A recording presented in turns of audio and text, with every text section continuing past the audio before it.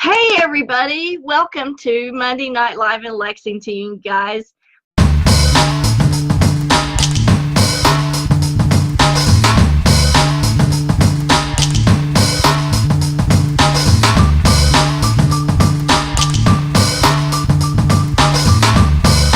My name is Kathryn Kauffman, and I'm a psychic medium here in Lexington, Kentucky. Welcome to my every Monday night show. This is Monday Night Live in Lexington. And great to see you guys here with me this evening. Now, we're streaming on my professional page and my personal page and Instagram over here. Hey to all you Instagram guys.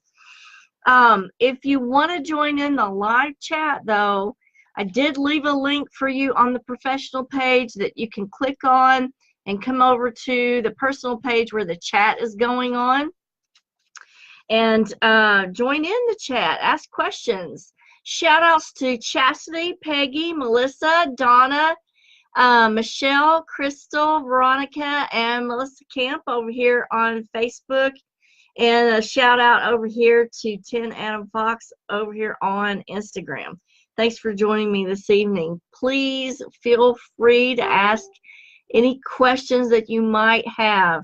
Hey to Melissa Begley. Big kisses to you and Miss Cleo, and to Peggy Thompson and Tony. Thanks for joining, and Leanne Wagner. Thanks for joining us this evening. Okay, so I want to do a couple of shout outs before we start in on our content this evening. The first shout out, and attention everybody, Wicked World Scaregrounds is now OPEN. Head out there for a screaming good time. They're open Fridays, Saturdays, and Sundays. I think it's like 7:30 to midnight or later on Fridays and Saturdays. They close a little bit earlier on Sunday. But we have 3 attractions out there. We have Mercy Hospital, Quarantine, and Darkwood Carnival. So you got like 3 different things to choose from to be scared with, or you can do all 3. But it is a fabulous, scary good time for this time of year. 5817 Taste Creek Road. I will drop a link to the website in the comments after the show, and y'all check it out. Another thing I'd like for you to check out is some more friends of mine. This is Reed and Ashton Masterson. They're really fabulous magicians. They're going to be doing a big show in Cynthiana. I think it's November the 5th, 7th, somewhere around that. All you need to do is go to the Mastersons 21st Century Magic. It's mastersonsmagic.com. Get your tickets. I will be there. You all get your tickets, and let's all go together. It's going to be so much fun. I just absolutely love it. So tonight's topic is, are we made of light? And if so, what kind of light? And what is it all about? Hey to Dadu out in Algeria, Melissa Kemp, Patty, Kyla, Gina, Pat Miley. She says, I'm made of gas because I fart. Yes, it makes me laugh. That is so funny.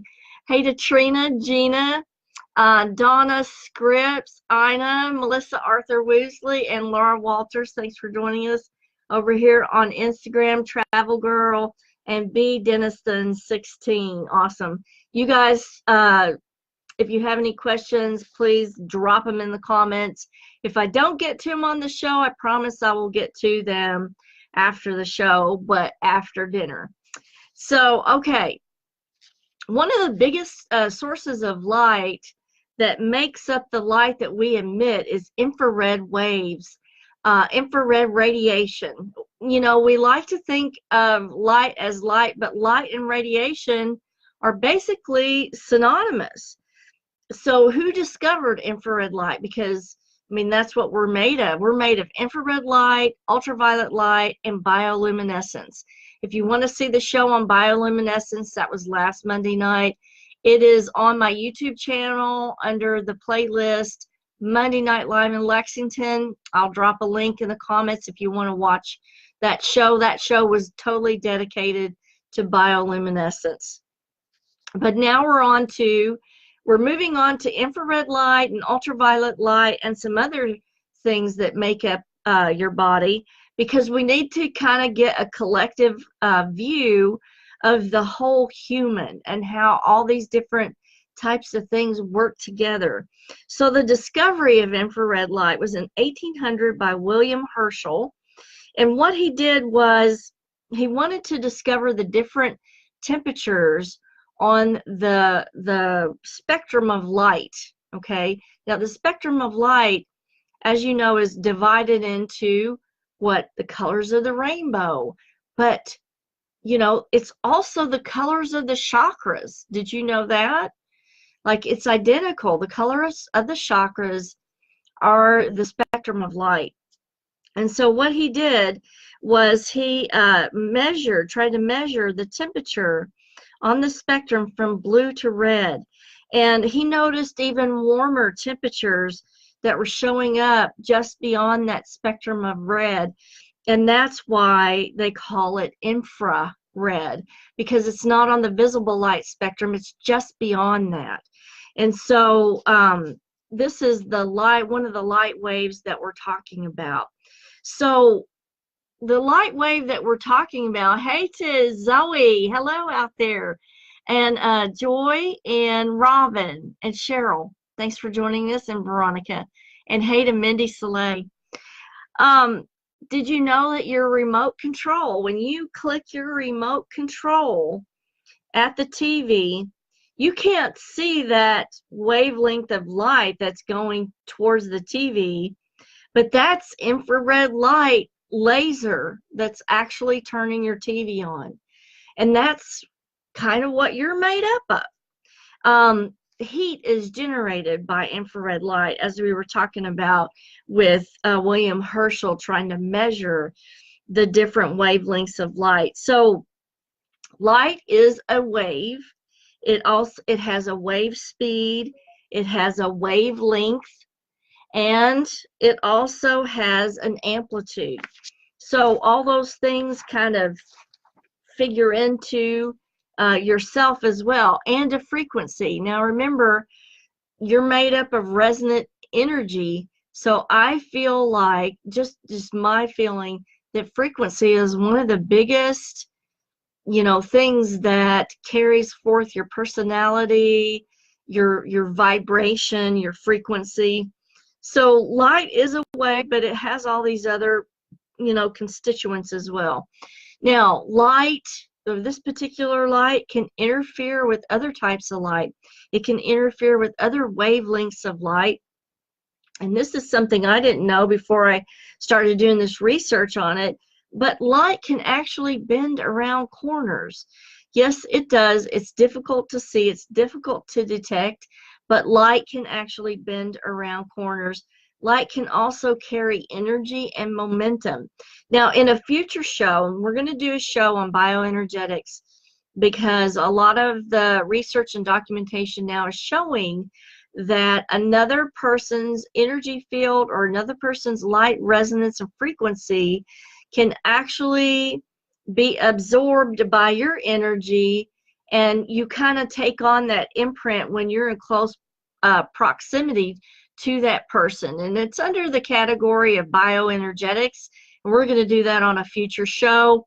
So just let me know if you want that on the next show or later on down the line. So carrying energy and momentum is another function of light. And most often, infrared light is also seen as energy or heat. And so when you see, like if you're watching ghost hunter shows and they're using the cameras that detect infrared, you're going to see the different colors, and you're going to see the heat show up as the orange, yellow area on the camera. So some objects are so hot that they also emit visible light, like a fire does. Other objects, such as humans, we're not so hot, and we only emit infrared waves. Now, the ultraviolet is so very hot, we don't really emit it, but it does make up part of our existence. And I'll tell you why. We have to have infrared light to live. We also have to have ultraviolet light to live. Now, you can see infrared energy on like night vision goggles, also on the infrared cameras, and a lot of DVR cameras will have that infrared setting on there now. Whereas when I first started investigating back in the 1990s, you had to get a separate camera that was infrared ready. But now it's built into a lot of cameras. Okay, let's look at the infrared wavelength on a human is 12 microns. And so that doesn't, it's not really that hot, but it's enough to measure. And the wavelength is longer than that of red visible light. And that's why we call it infrared, because it is beyond the red that we can actually see with our eyes. Now, in the research I did, and this was kind of fascinating, so I'm going to drop it here for you. But it's always been thought that the human eye cannot see infrared light, okay, because it's on the non-visible light spectrum. Well, they are finding now that infrared can be seen from the eye. And it looks like I lost the professional page. I'm going to keep streaming on the personal page. Sorry to all you guys on the professional page. I lost the stream there, but hopefully my other streams will keep going. So let's just cross our fingers. So what they're finding about your eyes picking up the infrared light is the actual light particles have to bounce several times, and then the eye can pick up those light particles. So the first time that the eye views the infrared source, it doesn't pick it up. But somehow, if those photons are bouncing back and forth, the retina can pick those up then. Let me check for some questions. Gina says FLIR. Yes, that is like a really good camera to use. Excellent camera to use. Unfortunately, it's still pretty expensive, so it's way out of my price range. But you can see on a lot of popular ghost hunting shows that they will use a FLIR. So Melissa says some of us are hotter than others. I agree, absolutely. Peggy says we are stardust, we are golden. Absolutely, we are golden light, Peggy. And that's what I wanted to get through to you guys on the show, is that what exists beyond the physical, beyond this, is light. And so we really need to focus on that and learn as much as we can about what types of light we are. And had you ever thought about the collective memory of people who've passed on? If they are able to come back and relay their experiences, the collective thing that most all of them will say is that they see a light. So my postulation is, are we looking at ourselves? Are we kind of realizing or are looking at our own emanation of light? Is that what we're seeing? Or are we seeing a different light? Because when you see things after you pass away, you don't have eyes at that point. You're not seeing with the physical eyes. So is the conceptualization able to pick up what your essence is, what your true self is? So that's my question to you guys. Shout out, let me know what you think. Do you think that that's a logical thing, or do you think it's something else? So Gina says you can get them for your phone cheaper. She's talking about the FLIR. And so Gina, have they developed like apps that give you that FLIR type of detection? Is that what we're looking at these days? Because, you know, a lot of ghost hunting stuff, equipment is now available in apps through your phone. You can get, you can get an EMF detector, you can get the radar, you can get a portal through an app through the phone. And so yeah, that's my question to you guys. So Tony says, do you think that's what animals see, a spirit, and we don't because of the light? Yes, absolutely, Tony. You know why I think that? Is because animals and insects can see infrared light and ultraviolet light, whereas we can't unless, that particle is bouncing, like I said. And they're just now finding out that human eyes can pick up that, but it has to be in certain conditions. And most often when we're out investigating and just, noticing phenomena, those conditions are not reproduced in that setting. So, hey to Darlene Sturgill, thank you so much. And Karen says, can I have a reading? You most certainly can. I will leave a link in the comments to the website. I do phone, email, video chat, and in-person readings. Hey to Sandra Buchanan Clemens, Kinley Weaver, and Gina says that the FLIR attaches to your phone. It's an actual FLIR and it attaches to your phone. Gina, I would love for you to put a link to that product in the comments, if you will, for the rest of the audience. We would love to know where to get that. Hey to Christopher, Nicole, and Gary.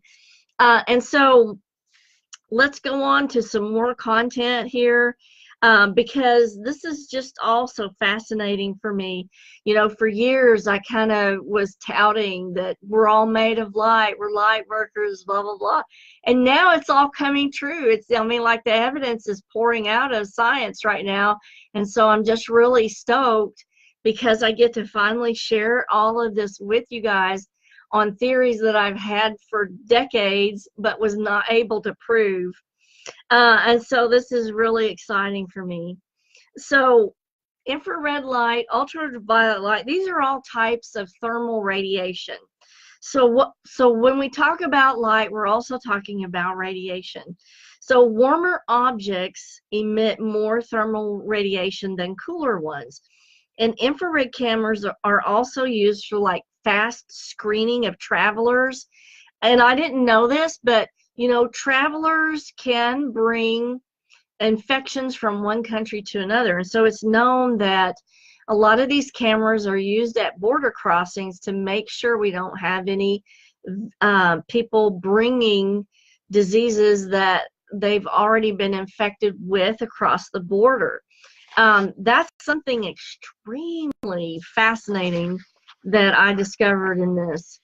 Okay, so we're going to continue on, and then I'm going to go into why we need those wavelengths of ultraviolet light, because in this day and time, a lot of the medical stuff is saying don't get in the light, don't go out in the sun, but there's so many things that sunlight brings to us that we absolutely have to have.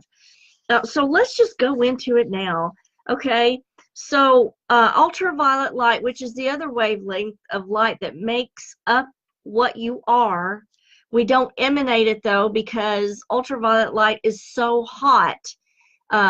It would be too hot for us to put that off. But ultraviolet light triggers vitamin D from the sun. Our bodies we have to have vitamin D to strengthen bones, muscles, your immune system.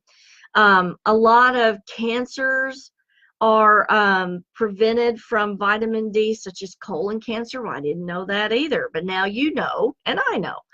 A lot of skin conditions like psoriasis and eczema are very much improved under ultraviolet light, and it relieves the itching and the symptoms that go along with those types of disorders. It extremely elevates the mood, and we see that when the sunlight wanes in the fall, like it is right now, we really suffer from seasonal affective disorder because we're not getting that ultraviolet light. And you can get all seasonal affective disorder lights off of Amazon.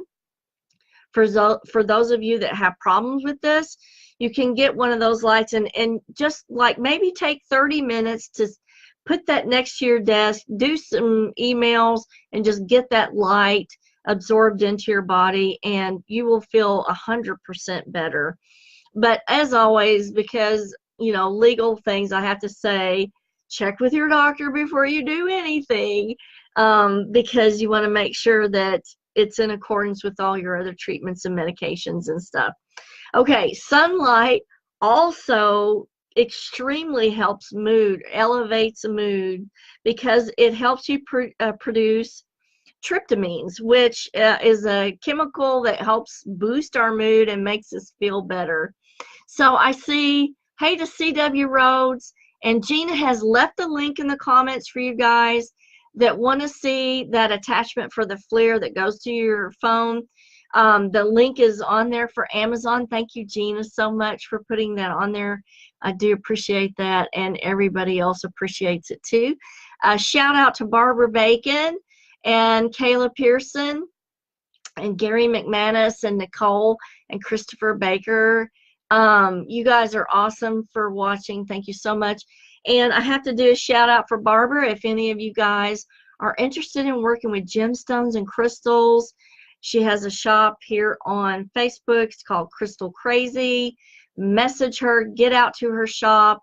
The energy of those stones is phenomenal. We have got to get together, Barbara, and do a workshop or something, because I feel like the stones out there are just so powerful and they have such positive energy. And so that's why I refer all my clients to get their gemstones to work with, because I know they're going to get a really good, very high energy product. You are so very welcome, Barbara, anytime. Okay. So we know ultraviolet light helps your moods. We know that some animals, including bees, insects, reptiles, are able to see into this ultraviolet range. So it really helps with understanding why dogs and cats can see things that we can't, or why they're reacting to things that we can't. Ultraviolet light also aids in insects navigation. They use that. The ultraviolet emissions from celestial objects as references for navigating in flight. That's phenomenal, you guys. A little insect uses ultraviolet light that's emanated from a celestial body to navigate. Is that not just, it just blows me away. Now, the most important thing that I found about ultraviolet light is and you're going to see these lights in hospitals, it's used to actually disinfect and sterilize the environment, because UV light can effectively kill, deactivate, or destroy microorganisms such as viruses and bacteria. So in some hospitals, you will see UV light kind of in the hallways. And that, you know, that really protects the patients and the visitors, because let's think about it. You know, visitors coming in, you know, they mean well by visiting, but they're bringing a lot of viruses and bacteria into the environment. And so that can really affect the patients in their immunocompromised state. But also, you know, the patients that are there, they're infected with viruses and bacteria. It could also help prevent the visitors from taking those things back out into the environment. So I think more hospitals should really use the UV sterilization lights in the hallways. I mean, it just seems like a good idea to me to do that. Now, we're going to go over a couple of more things. Be sure you get your questions in before I end for the night. And yes, Crystal Crazy is so ever spectacular, Melissa. I just am in awe each time I go out there. Now, we went into bioluminescence last Monday, and I'm going to hit a little bit more about it today because, of course, I found out more stuff, right?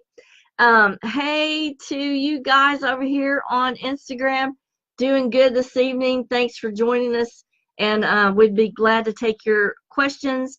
Hey to Ada Dawn. Okay, so part of you is infrared light, part of you is ultraviolet light. The other part is this bioluminescence, and it's called biophotons, okay? So Biophotons is the non-thermal origin of the visible and the ultraviolet light spectrum emitted from a biological system. Okay? So emissions of these biophotons is technically a kind of bioluminescence. So we're hitting that topic a little bit more. But biophotons show us that we are made of light. And like I went over last Monday night, there are specialized cameras now that pick up this type of bioluminescence because, again, you cannot see it with the naked eye. But a biophysicist, and his name is Fritz Albert Popp, discovered that photons provided the vehicle for which information was transmitted. Okay, photons are light particles without mass. They're transmitting information within the cell and between cells, which is what I said on another episode of Monday Night Live in Lexington.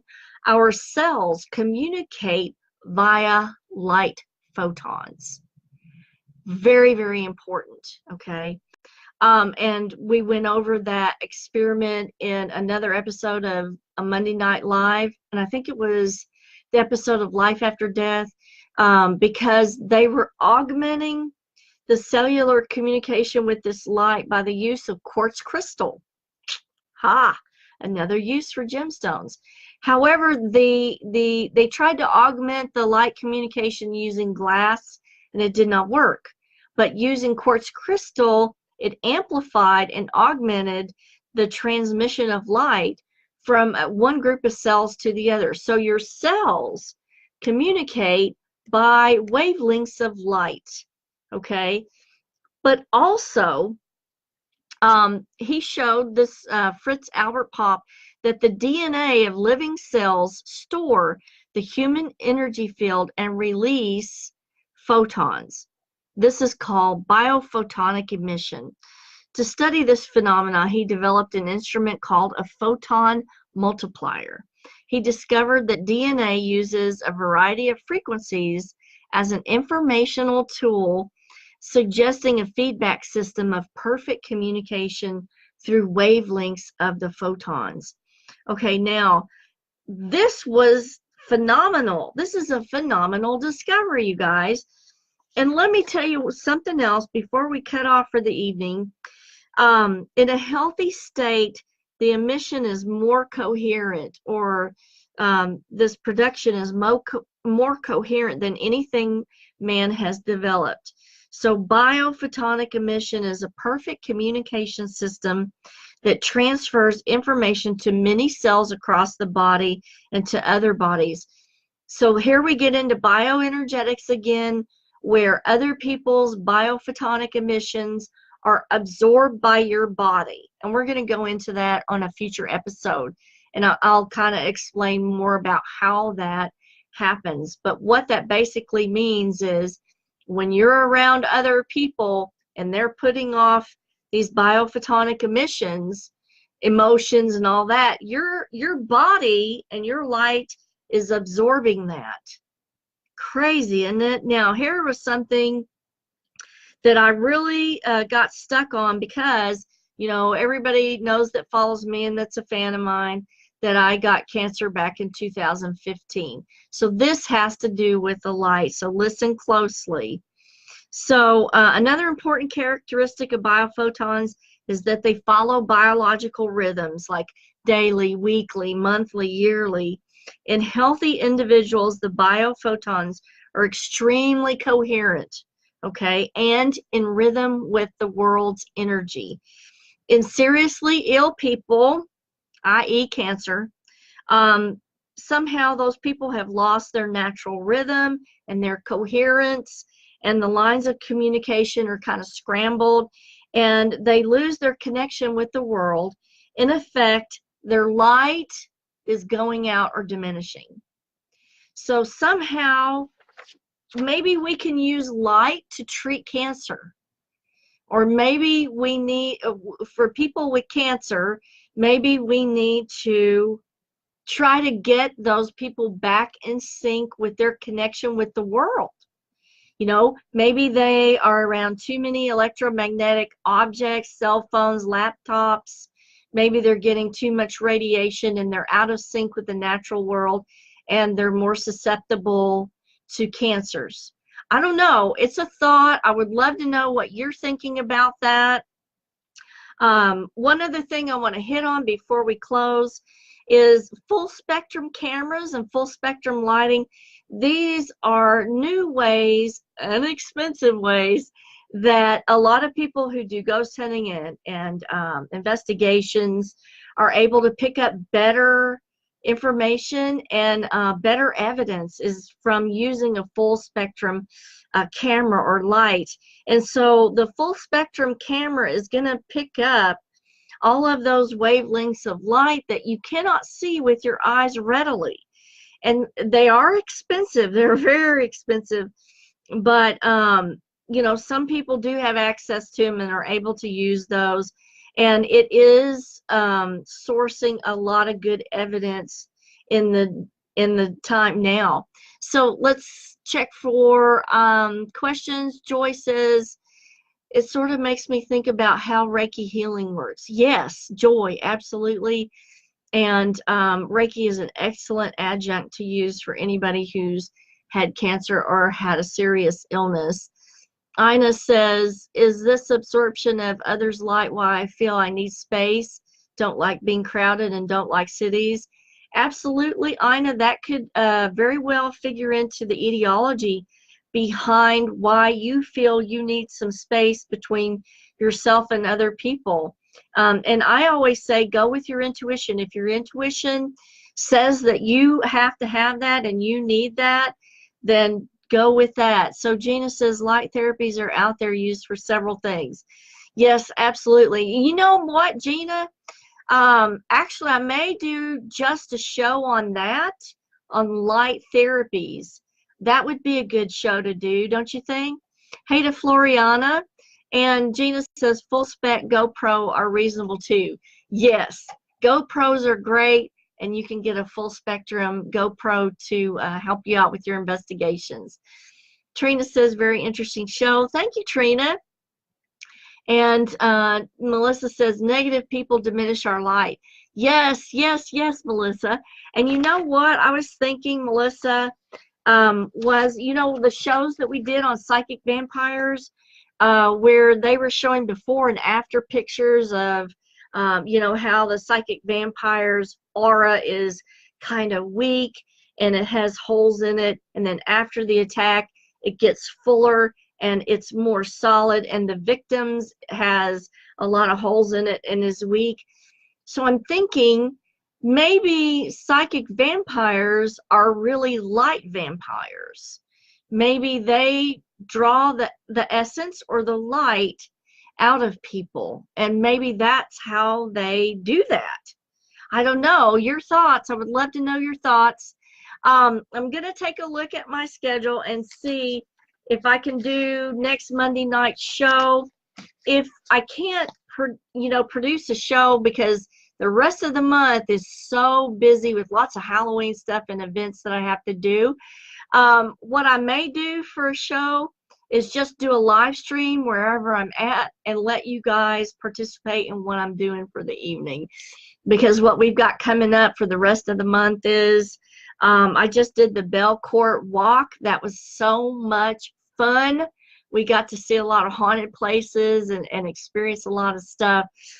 And so for the rest of the month, what we have going on is I'm doing the Lexington Public Library event. It's down at Limestone Hall. I'll drop a link in the comments and let y'all know where you can get tickets if you want. Also, I'm doing the Warren County Library event, and that's closer to the end of the month. And so if I can't get a show together, I'll do a live stream or something so you guys can join in. Thanks for joining me this evening. Kisses from Kentucky, and I will see you hopefully next Monday night on something. Okay? Take care. Have a fabulous fall. Later, guys.